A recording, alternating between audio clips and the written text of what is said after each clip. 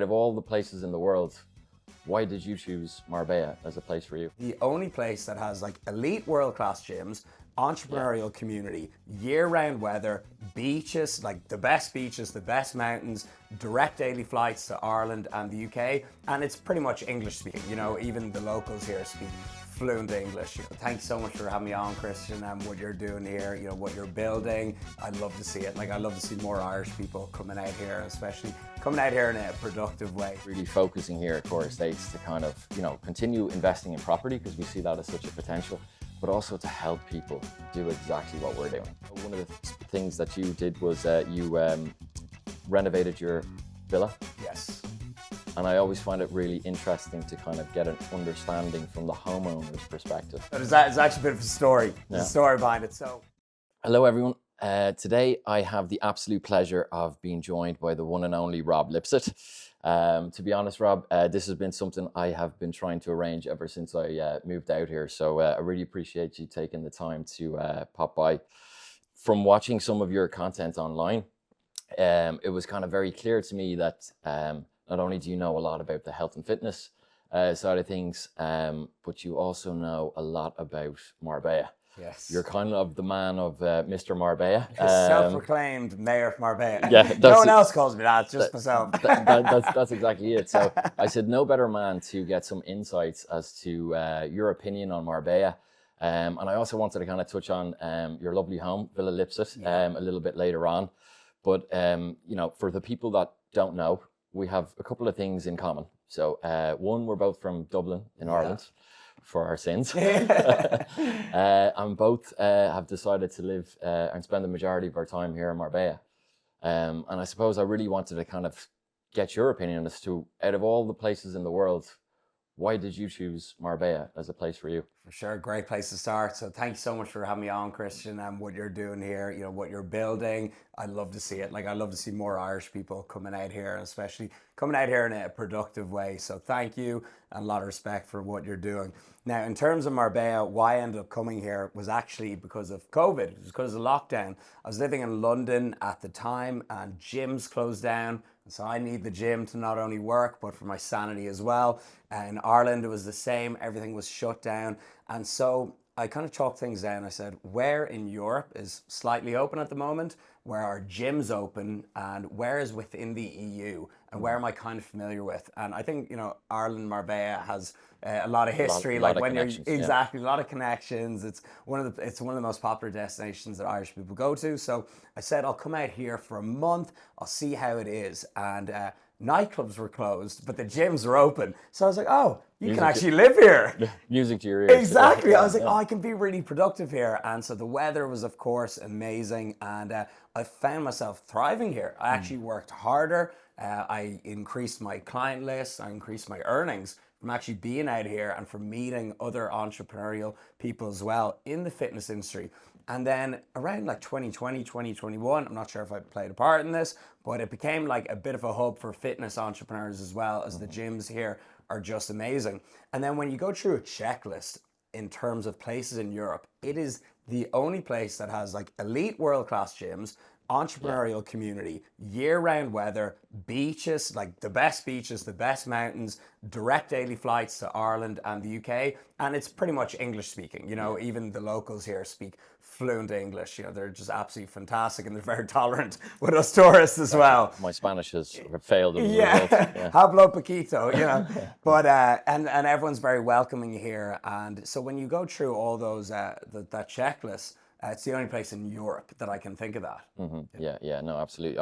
I'm very much the same. I think the climate that Marbella offers here is unique. It really, really is. And that's where we're kind of seeing, I suppose, a different kind of new generation of homeowners coming in. And you're the perfect example of that in terms of entrepreneurs or content creators. So, and I found, it's not only just a special place for weather, for connections with the Malaga International Airport, but also it's now offering all year round living. And that is kind of something that's truly, truly special. Exactly. If you look at places like Ibiza, for example, it is very seasonal. You go to this time of the year, it's a ghost town, whereas in Marbella, You go to a restaurant on Friday, Saturday, you go to the gyms and it's packed. Yeah. It's fully booked. You got to make a booking. And I've noticed it become even more so like that over the course of the last few years. Like usually maybe in like 2020 or 2021, yeah, it would be quieter at this time of year. Now I really don't notice the difference. Yeah, no. And I think even, as you said, because we were similar, sort of post-COVID, a lot of people have changed their opinion on how they approach work and lifestyle. Yeah. And I know certainly I'm that as well, is that it kind of, you change to kind of say, well, look, I'm not just going to solely focus and wait for retirement. I'm going to make amends now and start to live my life. And Marbella is certainly the place that ticks a lot of boxes to do that. For myself, I came out similar to you. It was around pre-COVID. I would have been historically, I think Irish people either go to Portugal or go to Spain in the summer holidays. Just two choices. That's all we know. We just need a bit of sun. Yeah. And so I was very much spent all my life going to Portugal. So I have my sister there, I have my brother-in-law that's Portuguese. So Portugal has a really kind of special connection to me. But I heard so many friends and family that had gone to Marbella and never spent the time to actually travel up the coast and visit it. And I did that just before COVID hit, and it was mind-blowing. Like I knew, you could see it here, that it was special. But not only did it kind of cater for that all year round living, where it's not just a tourist attraction. There's people living here, and you can see that in the investment of everything that's going on. That's, you know, people are putting their kids in schools, everything to it. It's really kind of that's what I'll be looking at next. Yeah, that's exactly it. Yeah, you'll have all that onto it. I know one of the things that you did was you renovated your villa. Yes. And I always find it really interesting to kind of get an understanding from the homeowner's perspective of how that whole process was. How did you find it? Or okay, so there's actually a bit of a story. There's a story behind it. So when we were renting here and just kind of living here, and we were more by the day deciding that this is where we want to be long term, we were going on a nights out, meeting loads of people and meeting people in the gym and everything. A lot of people that worked in property, just making connections. And so we had a few friends, and a girl we know said, hey, I know you're looking for a property, and especially a villa, because I want to knock down some walls. You know, I really wanted to make it my own. And she said, hey, this place came on the market, needs some renovation. It's an amazing price. The couple that want to get rid of it, you know, they're retired. I think they're in their late 70s, 80s, a Dutch couple, really nice. And they just want to get rid of it quick. And they said, just come take a look at it. And so we rocked up, and we just, for some reason, we got this feeling that we knew it was just an amazing deal. And there was loads of people trying to look at it. And like, I mean, I rocked up, there's Ferraris and Porsches and everything. Like, these are people who are like not first-time buyers. These are people that knew what they were after, and they saw the potential in this villa. And then, so the girl that we're friends with, she said, look, I'll give you a little special preference. If you give us 10K today, we'll take it off the market. So I said, boom, take it. Exactly. I just knew it. And so that took it down off Idealista. And, you know, and then we began the process of getting funds together to make a down payment. There's another story as well. Exactly, yeah. And so, but that was the beginning, that we just knew that this place was the place for us. And then, so we met with a lawyer, a broker, and all that. And it was surprisingly straightforward. I actually think it was more simple than it is in Ireland. And so, but the only thing is, now my job, I'm a fitness YouTuber, self-employed entrepreneur, throw a foreigner in on top of that. So the typical down payment would be like 20-30%. For me, 50. So I was like, I might as well just pay the thing in cash. But you know what, like, as a result, now my mortgage is nothing. You know, it's very, very small. So I got together the cash again. I had my heart set in this place. I said, no, if you ask for 100% now, I'll do it. You know, you've got me in your claw. So I made a down payment, and then, you know, a little bit of paperwork and everything. And then we got the keys. And we got the keys on, I'll never forget, it was 1st of January, 2022, I think that was it. And we found a good builders nearby, and we just let them rip the place out. But so that was it. We just mainly got the place by chance, from acting fast and from knowing the right people. Yeah, and it's really kind of for anybody that hasn't seen it, because I know it's well documented on your channel, and it's something I'd highly recommend anybody to check out, and we'll put the link in the bio for this. But the renovation process, was that relatively seamless for you, or somewhat ups and downs as normal? As normal, but I actually love the whole thing so much. And basically, if you stick within budget, and if you kind of, the people start stressing is when they start running out of money on their thing. So if you really put aside just more than enough, really, and put aside enough just in case some stuff goes wrong, you'll have an enjoyable, stress-free process. And me, I love a transformation, be it someone's physique or their health, or even seeing a business come together, or even a YouTube video come together. I love seeing the process of a plan come together. So when I would check on the villa every single day. I would drive by it on the way to the gym. The builders are probably like, oh God, Rob's here again. And I would love seeing the little differences day by day. And when, it's a buy-in, when you've put a lot down, you're like obsessed with it. And so I love the whole process personally. And it took about maybe 7 months, start to finish, until we slept in there for the first night. Now, with that, our story, we moved in when there was 1 bedroom done and no Wi-Fi and no kitchen, because I was paying I think it was 3,000 or 4,000 for rent in a nice place in Marbella during summer. So I was like, oh, that's money I could just be putting into the villa. So we moved in the day it was humanly possible.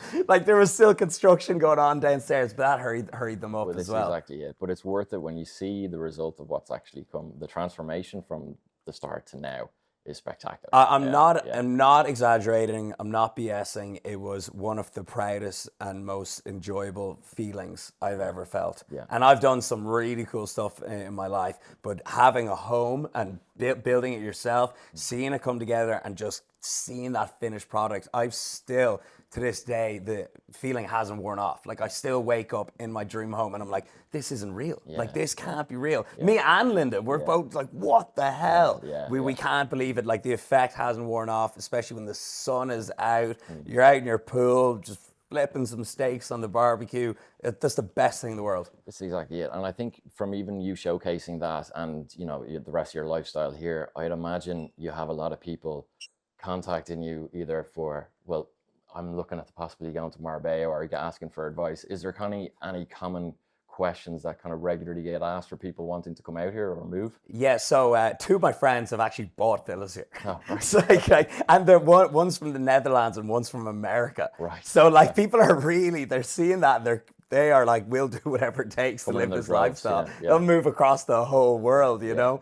And so a lot of people, a lot of my friends have moved here because of me, which is crazy to say. It sounds cocky to say, but they've told me themselves.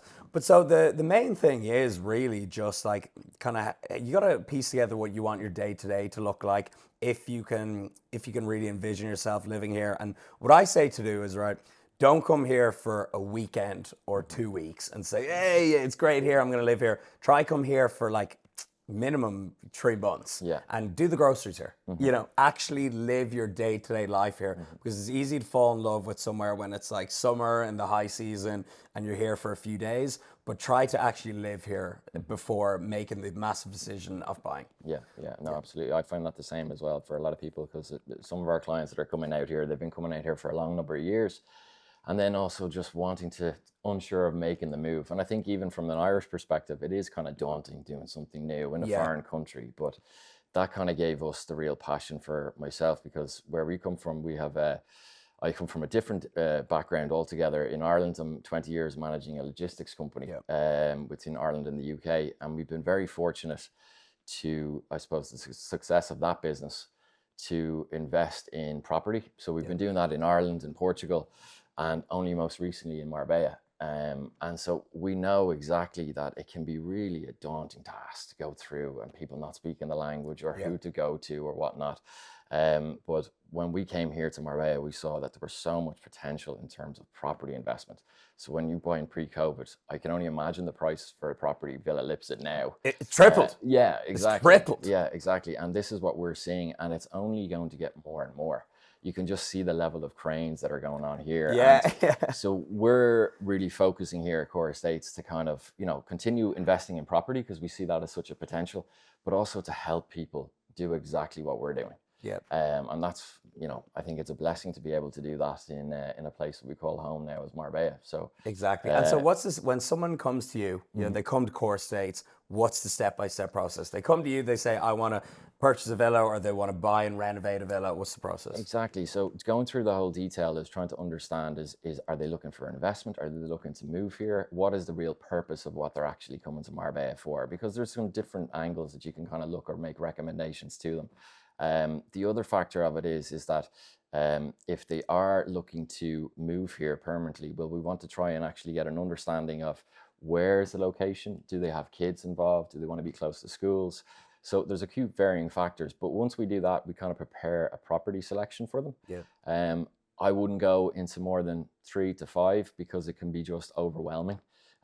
Just to narrow down that they're on the right mindset, that we're actually selecting something that's suitable for their lifestyle. Yeah. And once they do that, we prepare the viewings, we go through, we can arrange the lawyers, we can arrange interior design, refurbishment. So the fact that we have all these contacts, having done it ourselves, it helps them through the whole process not to make the mistakes. Wish I had that. Exactly. So it just really embeds them. But, outside of that, what we found, even from the other business that I run in Ireland, is that in order to make a real success is having longevity with the customer. So we don't just, there's your keys, good luck. We help them integrate themselves here in Marbella because it's new for us all. Yeah. And I found that was something that was kind of maybe lacking sometimes here when we first moved. So it's to help them find the restaurant, find the whatever, just so that they feel home. Yeah. So to make it a home away from home. So I certainly feel that now, and I think both of us haven't looked back from this decision. And so one thing as well, if anyone from Ireland or the UK is watching, so I spend a lot of time in Dubai as well. I've lived in America, and Spain, Marbella particularly, you've got a direct daily 2-hour flight. If you ever need to go home, you can be home in the morning. Yeah, exactly. And I got in last night at 10, and then I woke up today, and we're here now. It feels like kind of getting on a bus, it is catching a bus kind of scenario. Especially if you don't check in luggage, you feel like you're just breezing through, and so you're less out of the loop. Like if something happens, a family emergency, God forbid, or you need to just pop home. I've gone home to go to the bank, for the day. Exactly. You don't have that feeling of homesickness, and there's an hour in the time zone. Whereas if I'm out in Dubai, it's a long haul flight. There's only like a few direct flights per week. I think with Emirates, there's 2 or 3 to Dublin. Yeah. And there's the big time zone difference as well. You just feel a little bit more out of the loop. But with here, I just feel like, I'm in just like an extended version of the country. You're within no, this is exactly it. And when you first came here, integrating yourself to the Marbella lifestyle, was it just instant for you? Yeah, I knew a lot of people here. And one thing, I know it sounds like I say the solution to everything is the gym, but it kind of is. I actually agree with you. Like it is. Like even if you're into lifting or paddle or whatever, like just you meet so many people. I think the gyms are the epicenter of Marbella, and so you have M13, Oxygen, Elements, the IO, and Paddle Club. That is 5 mega gyms within the space of a couple of kilometers. There's nowhere else in Europe that has that. Believe me, I'd know. There's nowhere. There's obviously amazing gyms throughout Europe, but none of them are outdoors, and they all have paddle courts, and they're all beside each other pretty much. I've membership of all of them. And so does Linda, so I'm paying for 10 memberships. Vary the day. Exactly. I'm like, Tuesday, I think I want to go hit chest in this gym. But so the gyms, they're kind of like social hubs. And so by going there, I met lots of people. Yeah, no, it certainly opens up the doors for connections. And there's so much networking over here, I find, because it's exactly what we said. Marbella has created this hub for entrepreneurs and everything. So you don't know who you're bumping into the gym versus a restaurant down at the supermarket. It's unique. I think it's so first of all, Marbella has transformed itself a lot since we were probably going here as young lads. It used to be a little bit of a Magaluf spot in some ways, and now it's not only is the actual going out is a lot more high end, but there's there's so much more option to not go out than Yeah. to be productive and be fit and healthy. Whereas I'm not sure how much that existed a long time ago. Maybe we just weren't looking for it. We just had glass lens. Yeah, the lenses were covered. For Exactly, yeah. But now I call Marbella a less boring Monaco. Yeah. That's very well put. Yeah, exactly. No, you meet some serious operators here. Yeah, no, absolutely, absolutely. So, Christian, you briefly spoke about your business, but give us the story behind it. Give us the history. Yeah, so the company back in Ireland is called Road Train. So it's a family-run business. So I'm 20 years at the head of it there at the moment. So for my sins, so it dates back to my great-grandfather. And we've been very fortunate that over the years that we've been dealing with some, world-leading businesses that has led to the success of Road Train. And a lot of that success allowed us to invest. And that investment was in real estate within Ireland, which kind of helped us develop further and further. And then eventually within Portugal. And then from Portugal, we went to Marbella. So we always have kind of a passion for a little bit like what you did with Villa Lipsett, is bringing something old back to life.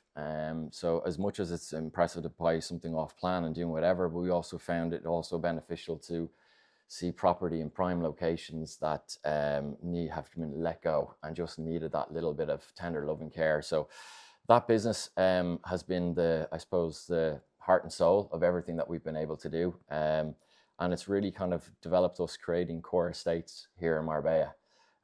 Which ultimately allows us to continue that passion, but also to help homeowners go through the process of doing exactly what we're doing. Yeah. And that is something that I think is really unique and special. So here in Marbella, you probably know there's so many different options out there to go to people, but for us, we have come from a legacy of 90 years in business, being able to provide and help people in the service industry. So transitioning that from whatever type of organization that we're in is kind of seamless, and we have the backing and support of that. So we're just very happy that we can help people here on the coast. Now, you got the receipts, 90 years. Yeah. It's not just some random business that has popped up. That's crazy. No, absolutely. So we're roll on the century. Yes. Big celebrations for the 100-year mark. Yeah. And so when it comes to renovating, first of all, what do you prefer to do? Buy a new place or renovate? It really depends. So personally, my personal preference, it's a mix and match. So you can, for off-plan developments, you can purchase something now and get incredible value straight away. And I know a lot of people that are buying now, and then by the time they're actually completed, selling it for an unbelievable margin. Yes, not even moving. Yeah. Me, for certain projects that we've been doing, I kind of take it very personal that we've been buying some projects that have been needing refurbishment, nearly wanting to live there myself from after the renovation that takes place. Both have their merits. What I do find, especially in Marbella, is because so many restrictions in terms of what can be built in Marbella, you're more than likely going to have to buy something a little bit like what you've done or I've done, is something that may be need of renovation. If you want to be in the hub of it all. Exactly. So it's a balance of both. It's really down to each individual preference, but both have their merits. Yeah, when you think about it, like Nueva and Lucia, for example, like there's no emptiness, it's all, everything's taken. So if you want to be in Nueva and Lucia, for example, or Porta Banús or something on the Golden Mile, you need to renovate essentially. That's exactly it. There's very few big plots that are coming up to go for building kind of apartment complexes or whatnot. It's very, very few and far between. So that's really kind of the balance that people are. And look, a lot of people are going out to the new Golden Mile. And that's certainly an option as well, but it's all down to individual preference. But for Nueva and Lucia for me is certainly special as well. So it's something that is a home away from home. So it's where the whole journey started. You got to be beside the gyms. Well, this exactly is. Yeah, you can literally fall into it. And so if you were to choose one area in Marbella, I know my answer. If you were to choose one area in like all of Marbella, Greater Marbella, that you'll see a massive spike in returns. Like what's going to be the next most popular area? What do you think it is? I certainly think that probably the new Golden Mile, the fact that there's so much construction going out there. In Estepona. Yeah, so if you're heading out that direction, as well as in Benavis, there's the capabilities and the I suppose the speed in terms of turning around construction and licensing is allowing for a lot more growth there. So you are seeing investment going a lot quicker because of that speed. So that's certainly something that is, they're more prominent areas. Yeah, I would have said Estepona as well. Like you're even getting places like Nido, the beach club out there. You're getting Pasha or Sublime Beach, all that. Laguna Beach. Exactly. And you see, it's attracting all these famous brands as well. Yeah. And that's when you know it really is going to be something special. You take Marbella 10, 20 years ago, it's changed a lot as well. Yes. So there's no different, it's going to be exactly the same out there. So it's just having that long sort of mindset that this is something that's coming down the tracks. Yeah. Have you ever seen that picture of Marbella and Puerto Banús? And it's like 50 years ago. Yeah. We can put it on the screen. And it's crazy when you compare the difference until now. So give it another 50 years, like it's going to look absolutely nuts. Yeah. It's going to be, I'm just glad to be a part of it. Yes. And so when it comes to renovating, obviously now, I love talking about renovating because it's what I've done. What are the biggest mistakes people make, or what are some things that you should really consider? I think going into the renovation process without a plan is a big thing. Some people go into it and say, going into it and say, I just want to do the kitchen, and then they're starting to make adjustments halfway through. So I think having a stable head and understanding, look, what exactly are you looking to try and achieve from this? So doing that plan from the beginning makes it just a lot easier, not even from maybe a project management point of view, but from a contractor, selecting a contractor when they know the workflow that needs to be done. It just makes everything a little bit more seamless. But you got there in the end anyway. So I did. Yeah, exactly. So that would be my advice as well. Have a plan, have a deadline, and try to be strict with it, because some people will really string you along for as long as possible. What I put in my contract, I said, as soon as we start going over this date, the price comes down. Yeah. And I got that written in. Yeah. And and you can be a little bit brash. You can be straight up and say, you don't want that? Cool, I'll go with another renovation company. And so it helps everyone, because it helps them hurry on. It keeps you sane. So that's one thing I would remember to add in, to have a deadline in the contract. Exactly. I said every day you go over that, well, the price comes down. Another one is look for hidden problems that you can't physically see. So stuff like mold, or maybe there's pockets in the garden where dirt gathers and things might flood. Maybe the roof is gone, that you can't physically see that, but when you lift up the bonnet,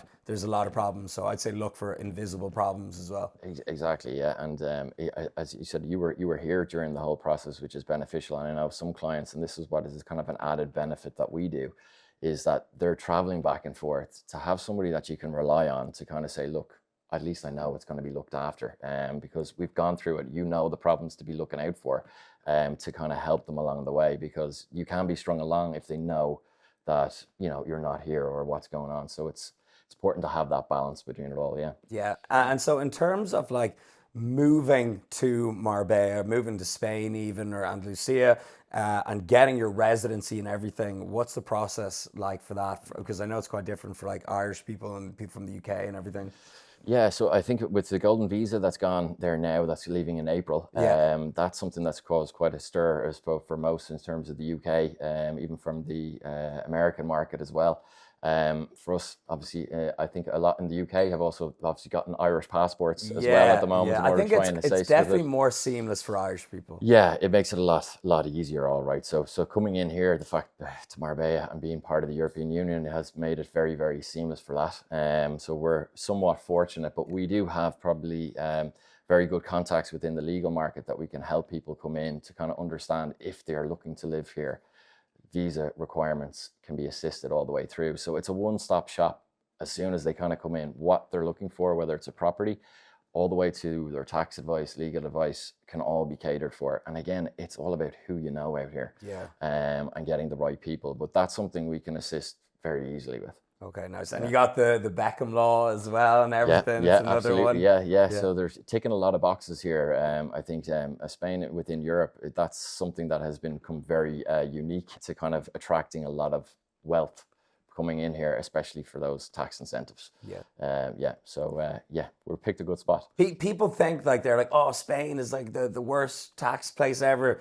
if you do it right, Yeah, you know, if you do it right, we can do that in any country. If you set things up correctly, then this is exactly it. Getting the right advice from the beginning. It's the same as doing a renovation. If you come in with the mindset of everything on business plan of what you're actually looking to do, there's ways around it. Yeah, absolutely. So yeah, and with Core Estates, what's your long-term vision? Like, how in 5 years, where would you like to see the company? So we really want to establish ourselves here in the Marbella market.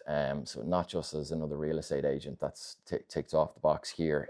So the fact that we come from a backing from an Irish company, that's so the longevity of it, we want to just put our mark within the real estate, but also in developments as well. So we would like to take the single villas or apartment renovations up to bigger complexes. So within the 5-year mark, that's something that we're very kind of strategically looking to try and put ourselves at the forefront of it. So it's exciting times. Yeah, really exciting. What's a day in the life look like at the moment for you? For me, yeah, it's a bit fast because since I've moved out here, I'm balancing between the two businesses at the moment, but I have a very good crew back home. So here is, I'm up early in the gym. So first thing for me, I think it just clears the head and starts the day for me. Yeah. Which gym? IO and Paddle. Nice, so I need to get 5 memberships like you. Yeah, all right? come on, those are rookie numbers. You got to bump them up. Exactly. So so that clears the head to start the day with getting into the office and get going. So I'm a very early starter and believe in doing that in order to be productive for the rest of the day. So, but the fact that in Marbella, a little bit different back home in Dublin, is in the evening time you can take a stroll out in the sunshine where you're not having to take the brolly out. Exactly, yeah. It makes a big difference to your mental health, your mind and everything. I seem to handle everything better when I'm in the sun. Yeah, no, that's exactly it. And what's a day in life with yourself? Right, so I wake up at about 6 or 7, and then so this is my productivity hack. It's kind of like, they Tim Ferriss is the 4-hour work week. I've just a 4-hour morning, right? So I'll wake up in the morning, I'll heavily caffeinate myself, a lot of water, nootropics, vitamins, minerals, supplements, all that good stuff. And then I'll sit down at my desk and just do my entire day's work. I'm most productive fasted without stuffing myself in the morning, super sharp, hydrated, electrolytes, switched on. Yeah. So that's 7 to 11 when I need to get creative work done. So doing stuff like this, recording, formulating like a sharp reply. I know like if I have an important email, I will look at it and I'll be like, I need to answer this in the morning when I'm creative, and I will I will cast the right spells. So of that, and then of editing, and then client calls, things that I need to be sharp, coherent, and switched on for. Do 7-11, that's most of my work. Then 11 to 12, I'll hit the gym, train by myself extremely hard. Then I'll actually film my workout content after. After. So, when I getting the perfect angle and everything. So that's about between 12 to 1. And then 1, I will jump in the sea. I'll get out in nature, go for a walk, eat a healthy, nutritious meal, usually like my largest meal of the day. And then, so that now it's around 2 o'clock. And then between 2 to 4 or 2 to 5, I'll do mundane tasks. Stuff that doesn't require much brain power and that I just need to kind of get rid of on my to-do list. 5 o'clock, I'll post on socials. So just post on every single platform.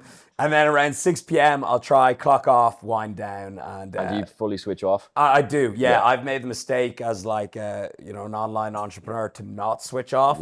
And before you know it, you're on your laptop till midnight. And long-term, this isn't sustainable, and it actually decreases the quality of work you do. That's the same. So, I used to be like, no Netflix in the evening. Now I'm like, it's actually, maybe it might help to relax a little bit. It sometimes you can be more productive, really, if you actually, you can. Exactly. And it's like the team no sleep thing. People think they're hardcore, but they're not. The person that's sleeping 8 hours per night will outwork you in the long term, no doubt. So sleep, I track my sleep very, very closely. That's the real gym right there is tracking your sleep, because it's the foundation of everything. And that's a typical day. And, if I can wake up, do fulfilling work, hit the gym and get out in nature and eat a healthy meal. That's all I want in life. I don't care if I've got a 10 euro in the bank or $1 million in the bank. That's all I want to do to make me happy. No, absolutely. And I think that's really what everybody's goal should be anyway. Exactly. And people think to come to Marbella, you need to be living this extravagant baller life. Not at all. I actually spend less here than Ireland. Cost of living. Just give me Mercadona and the gym and the sea. It's free. Yeah. So that's all I want. Oh, no, absolutely. Well, look, Rob, I can't thank you enough for taking the time to chat with us. And no doubt I could probably chat to you all day, but maybe we'll save it for a part 2 down the line. Exactly. This is now a monthly yeah, check-in. yeah. Or do something off air for certain Exactly, anyway. yeah. No, but I really enjoyed this. Great banter, feels very natural, and I'm really looking forward to see where Corsa goes. No, thanks a million, man. I really appreciate it. Cheers. Thanks, Emil. Thank you.